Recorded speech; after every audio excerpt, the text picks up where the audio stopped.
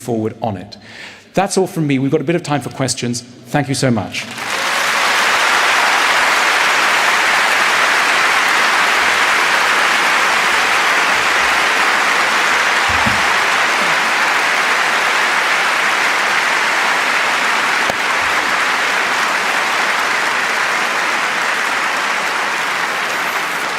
Thank you. So there are some mics, and so do approach them with a question, a confession, a vulnerability.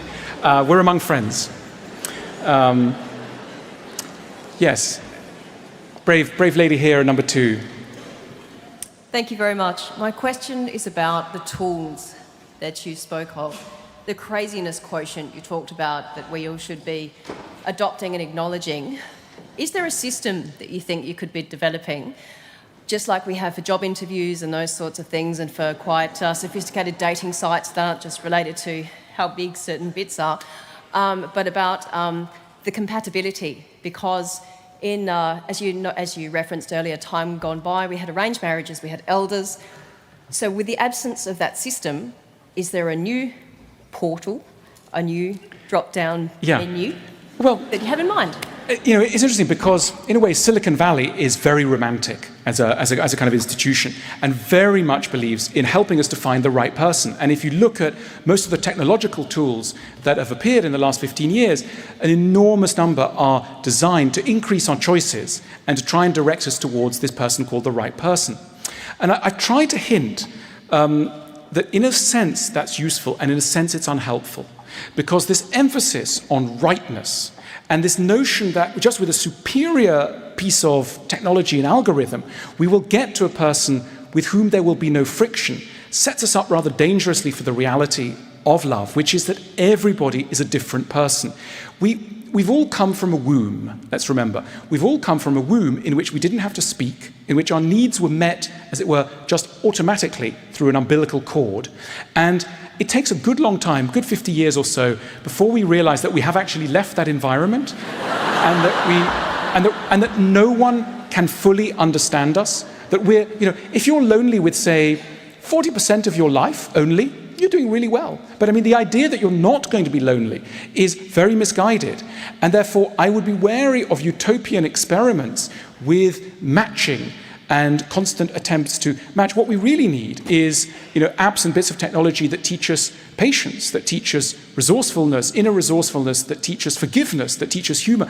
To date, that hasn't happened at all. There are no apps. It was interesting. I was invited to a Google conference the other day in the UK, and Eric Schmidt, the chairman of Google, was talking about what Google was planning in the next sort of 15 years. And it was like putting people on Mars and curing cancer and X-ray vision, I don't know, all sorts of things, amazing things.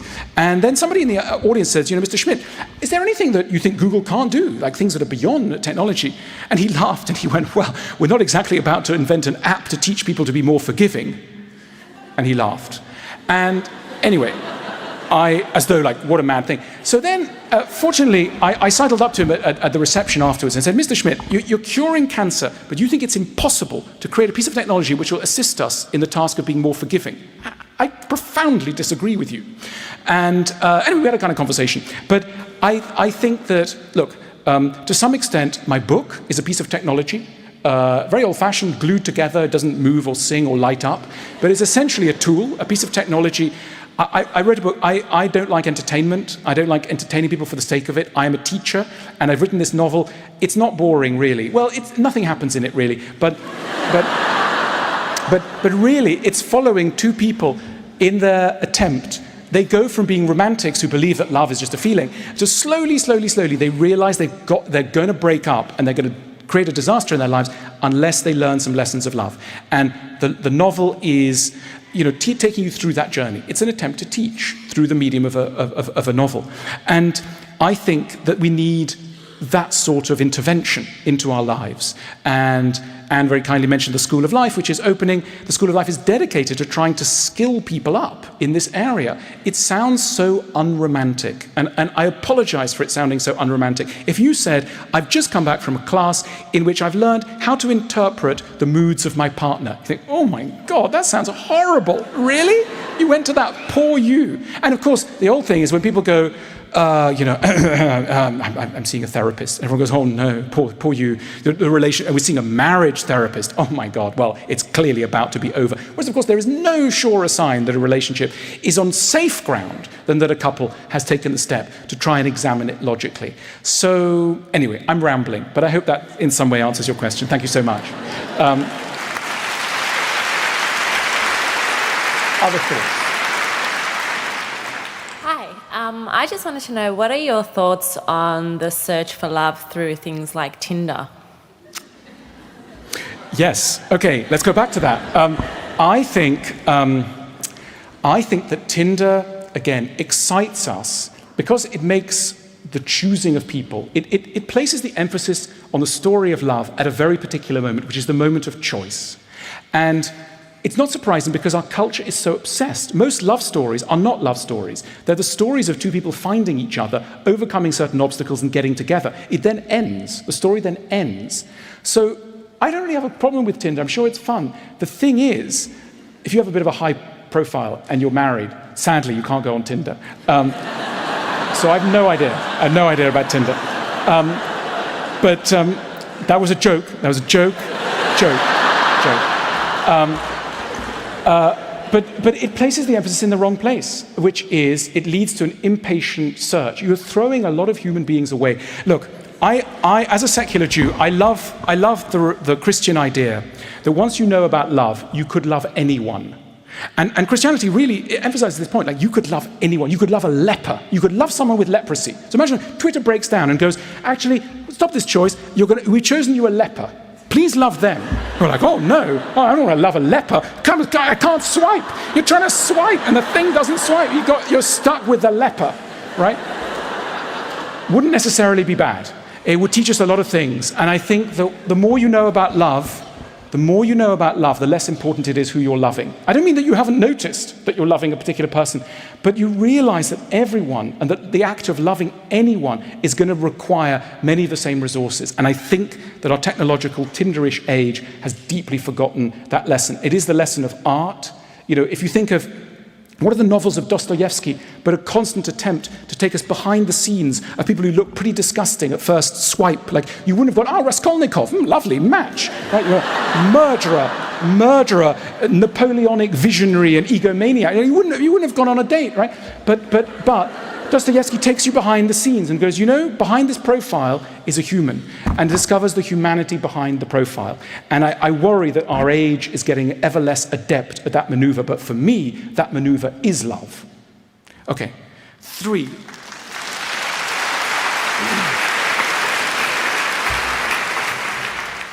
Is there a particular model for your notion of revealing your insanities to a prospective partner? Or is that something that you expect would just emerge naturally in conversation? No, I think it's very important to do it at a time when your insanity has not wounded the other person. The reason why most of us are so unforgiving to the flaws of others is because we encounter those flaws at moments when they've damaged us. So it's like, look, I know about your father and how horrible he was, or your mother and how, she didn't love you enough. But frankly, I don't care, because right now you've ruined my weekend. So I'm not really in a mood to listen to that stuff. It's like, I don't care that you were once a small child who was, tender, because actually, frankly, you've just destroyed my relationship with my best friend out of some weird, misguided feeling of jealousy, and I don't know where it comes from, but I don't care. So in other words, you are not going to be sympathetic when it's damaged you. So the time to do it is when the other person feels relaxed, tender, and you need to find some strategy. The art of timing. Most of the time, because there's not a teaching culture within relationships, we feel that we've got to get our lesson out at the very moment when we feel it. It's like, of course, the romantics are all about authenticity. So it's like, it's all this cult of being authentic to your feelings. You've got to be true to your feelings. That's really? You really want to be true to all your feelings? Ooh, that's going to be trouble. It's like, I think you're looking a little ugly today. Oh, I just had to express that because I'm a romantic. So, your thighs are looking a little fat, but I'm a romantic, so I had to tell you. Jean-Jacques Rousseau told me to tell you that your thighs are a little fat. So that's really a kind of problem. So do it when they're calm, and do it strategically, and trying not to hurt somebody with your insanity. You'll find a better result. Number 4. Hi. Oh, God, that's loud. Sorry. I just wanted to ask, this is a bit of an uncomfortable question, but money. Is it, well, I've got to start again. I'm under strict instruction. I'm going to go to art school next year, and I'm under strict instruction to not fall in love with another person who wants to become an artist, because I will end up being poor and sad and lonely. And I just wanted to ask the question if practical things such as money, houses, towels, whatever, can actually really break up a relationship, or if those are negotiable things. Okay, that's such a good question, because it really sits on top of this romantic, classical divide, if you like, in the view of love. The last writer to talk head-on about love and money is Jane Austen in European fiction. And her novels are obsessed with money. Not to the detriment of everything else, but they take a really fascinating look. I mean, you know the way it works with Jane Austen novels? Very often you'll be told that such and such a character was worth £20 a year, and you furiously look back at them and go, what was that, £20? Like, what does that mean? That doesn't sound like very much. And then someone says, like, worth £40, and they got an annuity, and they got a... So, like, you're totally told the financial status of all the characters. And this can sound quite weird, because we are romantics. And romantics believe, as you correctly suggest, that love and money have nothing to do with one another. That true love has absolutely nothing to do with money. That love is a feeling and money is this horrible, dirty thing. And Jane Austen is the last person to have an intelligent, sane view of money, because she doesn't say... There are characters in her novels. In Mansfield Park, there are these characters whose name I now forget. I forget her name. There's one couple that gets together primarily for money, because they're financially interested and only financially interested, and they have a terrible life. But Fanny Price, the heroine, she's a little bit interested in money. In other words, she sensibly knows that money has got things to contribute to a good relationship. And she doesn't see this as a sign that she's an evil person. She simply sees it as a practical recognition of what money can do, and what practical sides of life do to emotions. And, I would recommend a Jane Austen view of your dilemmas in art school. In other words, it's not that you're a bad person that you think of it. And frankly, yes, I mean, there are plenty of extremely nice people who are making a miserable, dry, brittle living in the financial sector, who would love to infuse their soul with a more artistic temperament. And I would recommend you do that. Yeah. I have a very simple question to say. Just to give, my question actually is, how do I bring romanticism in my marriage after being married 37 years today? Right. And well, congratulations. Our marriage actually was an arranged marriage according to our culture. Our parents chose each other for us, and we blindly accepted it, even though we had our own personal views, but we said yes, because our parents said, he's stable, he has his own business, he will keep you safe and secure. Money being the issue. Yes, well look, I think that some of the thing that happens is that when you love somebody, you want to lay claim to them, you want to own them, you want to possess them. But to a great extent, I think we don't appreciate things or people that we possess. We don't appreciate what we have. And I think that the question that you're asking is not really about romanticism, it's about appreciation. And I think it holds true not just for relationships, but for everything. Marcel Proust was once asked by newspapers were doing silly questionnaires even then, and he was asked by a newspaper how how he would feel if he heard that a meteorite was heading for the Earth and would soon destroy civilization. This is like 1919. And he said that it would be a marvelous thing because suddenly everything in life would be so full of meaning, beauty, charm. He would rush to go to museums that he hadn't been to. He would undertake journeys. He would fall in love. He would appreciate his friends, all of these things. And he said rather poignantly, the thing that prevents us from noticing all of these things is the feeling that it's forever and that we already possess them, when in fact all of us might die this evening, he says. He was a hypochondriac, but a good one. But I think we can take a little lesson from Proust's book. Imagine you and your husband might die this evening. That's the single most romantic. This might be your last evening.